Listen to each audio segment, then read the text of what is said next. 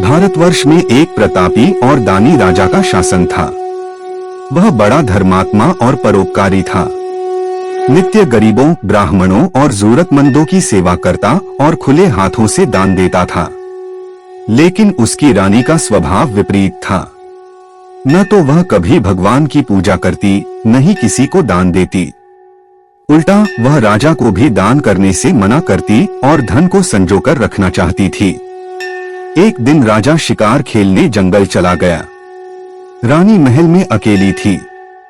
तभी बृहस्पति देव साधु का वेश धरकर भिक्षा मांगने महल पहुंचे। उन्होंने रानी से कहा, माता, कुछ दान दीजिए। लेकिन रानी ने क्रोधपूर्वक उत्तर दिया, मैं इस दान पुण्य से बहुत परेशान हो चुकी हूँ। मेरा पति सारा धन बांटता रहता है।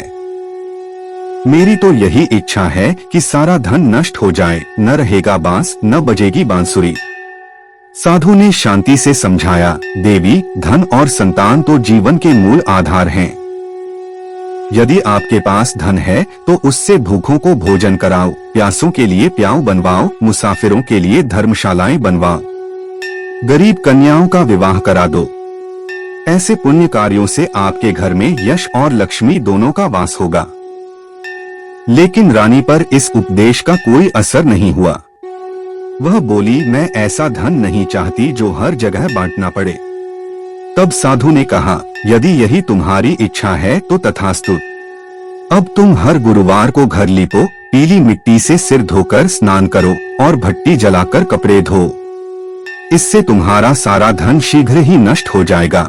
इतना कहकर साधु वहां से अदृश्य हो गए। रानी ने वही सब करना शुरू कर दिया। जैसे जैसे सप्ताह बीते, वैसे वैसे महल की समृद्धि घटने लगी।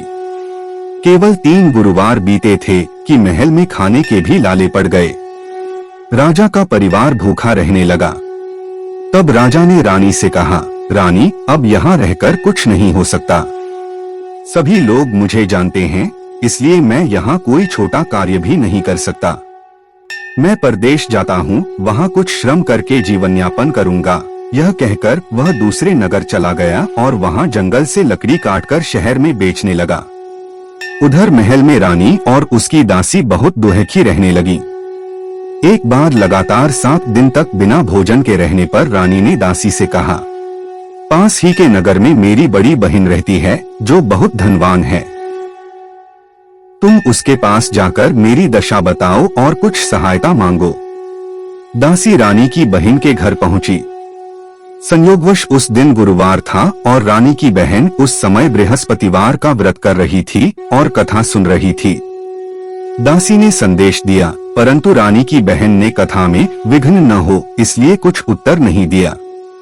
दासी को जब कोई जवाब नहीं मिला तो वह बहुत दुखी हुई और निराश होकर लौट आई। उसने रानी को सारी बात बताई। यह सुनकर रानी ने अपने दुर्भाग्य को कोसा और पछताने लगी। उधर जब रानी की बहन को ध्यान आया कि उसकी बहन की दासी कथा के समय आई थी और वह उससे कुछ बोल नहीं पाई, तो वह चिंतित हो उठी। उसने सोचा, वह मुझसे कुछ कहने आई थी और मैंने कथा के कारण उत्तर नहीं दिया। हो सकता है वह दुखी होकर लौट गई हो। पूजन और कथा पूरी होने के बाद वह रानी के घर आई और बोली, बहन, मैं बृहस्पतिवार का व्रत कर रही थी। जब तक कथा चलती है तब तक उठना बोलना वर्जित होता है, इसलिए मैं कुछ नहीं कह सकी। अब बताओ, दासी क्यों आई थी? रानी की आंखें भर आईं। वह रुंधे गले से बोली, बहन, क्या छिपाऊं तुमसे? हमारे घर में 7 दिनों से अन्न का एक दाना तक नहीं है। हम भूखे हैं। उसने अपनी बहन को अपनी पीड़ा विस्तार से बताई, राजा के परदेश जाने से लेकर खुद के पश्चाताप तक। रानी की बहन ने सांत्वना देते हुए कहा, बहन, बृहस्पति देव बड़े दयालु हैं। वह भक्तों की हर मनोकामना पूर्ण करते हैं। एक बार देखो तो सही, शायद घर में कहीं अन्न पड़ा हो। रानी को विश्वास नहीं हुआ, लेकिन बहन के कहने पर उसने दासी को भीतर भेजा। जब दासी अंदर गई तो उसे सच में अनाज से भरा एक घड़ा मिल गया। यह देखकर दोनों आश्चर्यचकित रह गईं। दासी बोली, रानी जी, जब हमें खाना नहीं मिलता तो हम व्रत ही तो करते हैं। क्यों न इनसे व्रत की विधि पूछ लें, ताकि हम भी पूजन कर सकें और भगवान की कृपा प्राप्त हो सके। रानी ने सहमति दी और अपनी बहन से गुरुवार व्रत की पूरी विधि पूछी। बहन ने बताया, गुरुवार के दिन भगवान विष्णु की पूजा करनी चाहिए। केले के पेड़ की जड़ में चने की दाल, मुनक्का और हल्दी चढ़ाकर पूजा करें।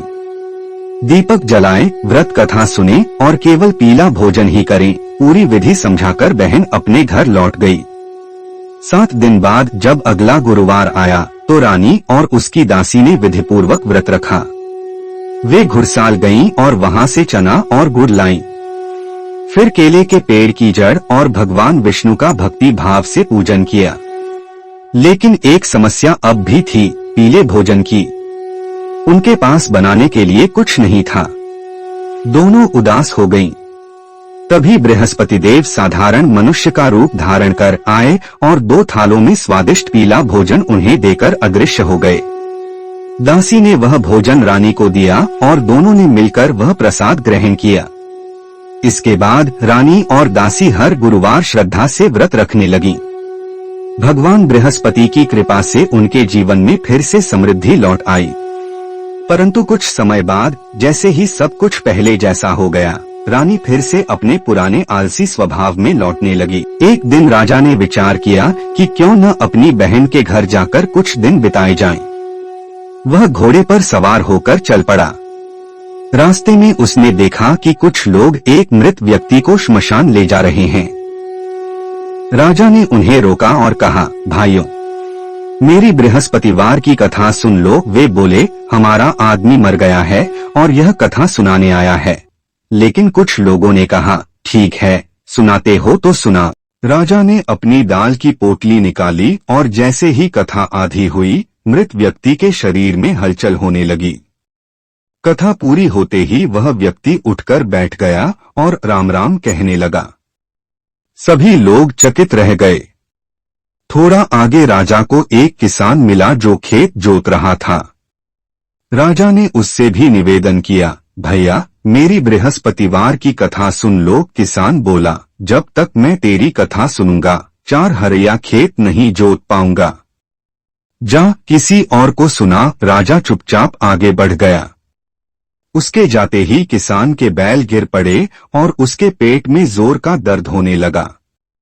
उसी समय उसकी माँ रोटी लेकर खेत पर आई। बेटे की हालत देख उसने सब पूछा। बेटे ने सारी बात बताई।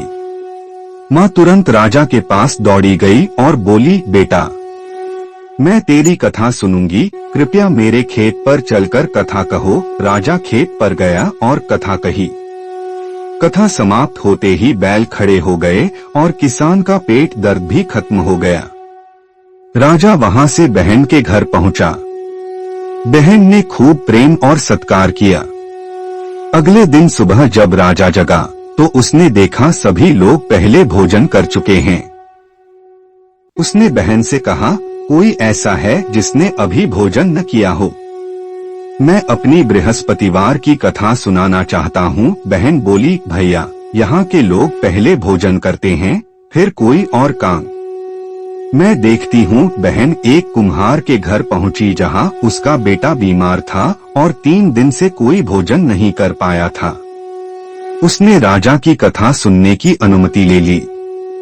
राजा ने वहां जाकर कथा कही और कथा पूरी होते ही कुम्हार का बेटा ठीक हो गया। अब तो राजा की प्रशंसा हर ओर होने लगी। कुछ दिन बाद राजा ने बहन से कहा, बहन, अब चलो हमारे साथ हमारे राज्य में। बहन राजी हो गई, लेकिन उसकी सास ने मना कर दिया और कहा, तू जा सकती है, पर अपने बच्चों को मत ले जाना क्योंकि तेरे भाई के कोई संतान नहीं है। बहन ने यह बात भाई को बताई। राजा बोला, जब बच्चे नहीं चल सकते तो तुम भी मत चलो। दुखी मन से वह अकेले ही अपने नगर लौट आया। राजा ने रानी से कहा, हमारे कोई संतान नहीं है, अब हमारा जीवन व्यर्थ है। हमें कुछ खाने पीने का भी हक नहीं। रानी बोली, प्रभु, बृहस्पति देव ने हमें सब कुछ दिया है, वह हमें संतान भी देंगे, बस विश्वास बनाए रखें। उसी रात बृहस्पति देव ने राजा को स्वप्न में दर्शन दिए और कहा, हे राजा, चिंता मत कर, तेरी रानी गर्भवती है। राजा यह सुनकर अत्यंत प्रसन्न हुआ। 9वें महीने में रानी ने एक सुंदर पुत्र को जन्म दिया। राजा ने रानी से कहा, जब मेरी बहन आए तो उससे कुछ उल्टा सीधा मत कहना। रानी ने हाँ में सिर हिला दिया। बहन को जब यह शुभ समाचार मिला तो वह बहुत खुश हुई और बधाई लेकर आई। लेकिन जैसे ही वह पहुंची, रानी ने व्यंग्य में कह दिया, घोड़े पर नहीं गधे पर चढ़कर आई हो। बहन मुस्कुराई और बोली, भाभी, अगर मैं ऐसा न कहती तो तुम्हें संतान कैसे मिलती। इस प्रकार बृहस्पति देव सभी की मनोकामना पूर्ण करते हैं। जो श्रद्धा और विश्वास से व्रत करते हैं, कथा पढ़ते हैं, सुनते हैं या सुनाते हैं, उनके जीवन में सुख शांति और समृद्धि बनी रहती है।